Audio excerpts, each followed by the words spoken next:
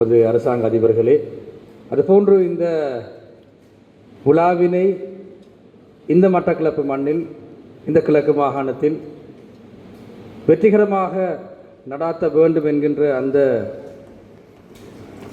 சிந்தனையுடன், எதிர்பார்ப்புடன் எம்முடன் என்று கலந்து சிறப்பிக்கும் நமது சிரேஷ்ட மேலதிக செயலாளர் திரு தலைமைகளின் தலையீடுகளுக்கு மாத்திரம் மட்டுப்படுத்தப்பட்ட வண்ணம் கடந்த காலங்களில் இருந்திருந்தால் அது கடந்த செப்டம்பர் மாதம் முதற்கொண்டு அது படிப்படியாக மாற்றம் அடைய ஆரம்பித்திருக்கின்றது.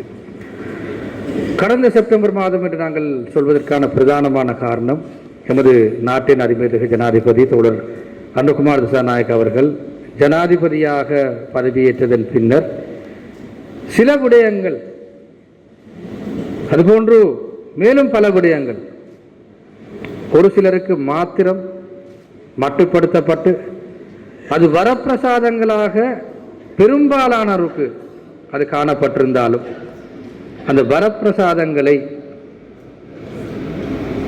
அவர் மக்களின் உரிமைகளாக, சலுகைகளாக மாற்றுவதற்கான அந்த ஏற்பாடுகளை மேற்கொண்டிருந்தார். குறிப்பாக இந்த தேசிய மக்கள் சக்தியின் அரசாங்கம் இந்த விடயங்களில் மிகவும் உறுதியாக இருந்து வருகின்றது.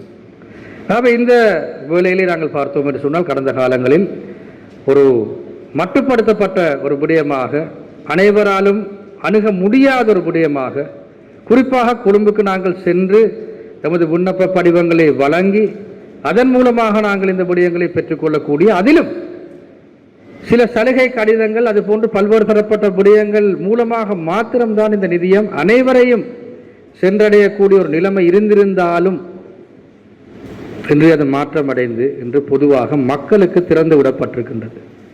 நான் நம்புகின்றேன் இங்குதான் இந்த மாற்றம் ஆரம்பிக்கின்றது. அதிலே நாங்கள் பார்த்தோம் என்று சொன்னால், கடந்த சில மாதங்களுக்கு முன்னர் பாராளுமன்றத்தில் கூட ஒரு பட்டியல் வாசிக்கப்பட்டது. இந்த ஜனாதிபதி நிதியம் எந்த வகையிலே கடந்த காலங்களில் துஷ்பிரயோகம் செய்யப்பட்டது என்று. ஆனால் நாங்கள் நம்புகின்றோம் அவை அனைத்தும் மாற்றி அமைக்கப்பட்டு இன்று இது மக்களுக்கான ஒரு அடிப்படையான விடயமாக இன்று வழங்கப்பட்டிருப்பது ஒரு வரலாற்று முக்கியத்துவம் வாய்ந்த மாற்றத்தினை இன்று கண்முன்னே பிரதிபலித்துக் கொண்டிருக்கின்றது. குறிப்பாக நாங்கள் பார்த்தோம் என்று சொன்னால், 5 பில்லியன், சுமார் 5 பில்லியன் ரூபாய்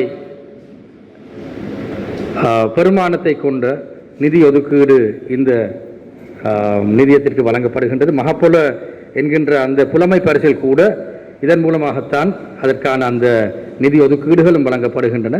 நாம் இந்த வேளையிலே நாங்கள் நம்புகின்றோம், இந்த விடயம் குறிப்பாக இந்த உயர்தர பரீட்சையில் அதி உயர் சித்திகளை பெற்ற அந்தந்த துறை சார்ந்த அந்த மாணவர்களுக்கு ஒரு சிறப்பான ஒரு புலமை பரிசீலனை வழங்கி நாங்கள் ஒரு முக்கியமான விடயத்தினை இங்கு நாங்கள் ஆரம்பித்து வைத்திருக்கின்றோம்.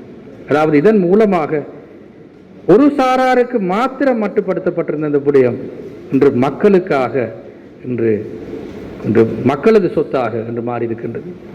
ஆகவே இந்த வேளையிலே நாங்கள் இது ஒரு முக்கியமான விடயம். அது மாத்திரமல்ல, எமது டிஜிட்டல் மயமாக்கல் என்கின்ற இந்த செயற்திட்டத்தின் கீழ் நாங்கள் இலங்கையில் இருக்கின்ற அனைத்து பிரதேச செயலகங்களையும் நாங்கள் இன்று ஜனாதிபதி நிதியத்தின் அந்த கிளைகளாக நாங்கள் மாற்றியிருக்கின்றோம். அதாவது கடந்த காலங்களில் யாராவது ஒரு நபர் கொழும்புக்கு சென்றுதான் அந்த விண்ணப்பங்களை வழங்க வேண்டும் என்ற நிலைமை இருந்திருந்தால் இன்று அந்த நிலைமை முற்றுமுழுதாக மாற்றம் பெற்று இன்று ஒரு கிராமத்தில் இருக்கின்ற ஒரு சாதாரண நபர் கூட தமக்கு அருகையில் இருக்கின்ற தமது அந்த பிரதேச செயலகத்திற்கு சென்று அந்த விடயங்களை மேற்கொள்ளக்கூடிய நிலைமை இன்று எமது அரசாங்கத்தினால் இன்று முன்வைக்கப்பட்டிருக்கின்றது. மேலும் நாங்கள் பார்த்தோம் என்று சொன்னால், ஒரு மக்கள் நலன் சார்ந்த ஒரு அரசாங்கம் எவ்வாறு இயங்க வேண்டும் என்று சொல்கின்றதை தற்பொழுது நாங்கள் செயற்பாட்டு ரீதியாக நாங்கள் காட்டிக் கொண்டு வருகின்றோம். குறிப்பாக நாங்கள் பார்த்தோம் என்று சொன்னால், கடந்த காலங்களில் இடம்பெற்ற ஊழல், மோசடி, வீண் விரயம், பிழையான அரசியல் கலாச்சாரம், பிழையான பொருளாதார கொள்கை, இனவாதம் உள்ளிட்ட இந்த விடயங்களுக்கு முற்றுப்புள்ளி வைத்து நாங்கள் ஒரு சரியான ஒரு நல்ல ஆட்சியினை, ஊழல் இல்லாத, மோசடி இல்லாத, வீண் விரயம் இல்லாத ஒரு சரியான ஒரு அரசியல் கலாச்சாரத்தை கொண்ட, முறைகேடுகள் இல்லாத, அனைவருக்கும் நாங்கள் சரியான அந்த வசதி வாய்ப்புகளை அந்த அந்தஸ்துகளை ஏற்படுத்தி கொடுத்து நாங்கள் இந்த நாட்டினை நாங்கள் முன்னேற்றுவதற்காக நாங்கள் பாடுபடுகின்றோம். ஆகவே இந்த வேளையிலே இந்த வரலாற்று முக்கியத்துவம் வாய்ந்த இந்த நிகழ்விலே பங்கெடுத்திருக்கின்ற இதிலே புலமை பரிசில்களை இந்த உதவிகளை பெற இருக்கின்ற எமது மாணவர் சகோதர சகோதரிகளுக்கு நாங்கள் முதற்கண் வாழ்த்துக்களை தெரிவித்துக் கொண்டு මෙම අවස්ථාවට පැමිණී සිටින අපගේ ශ්‍රී ලංකා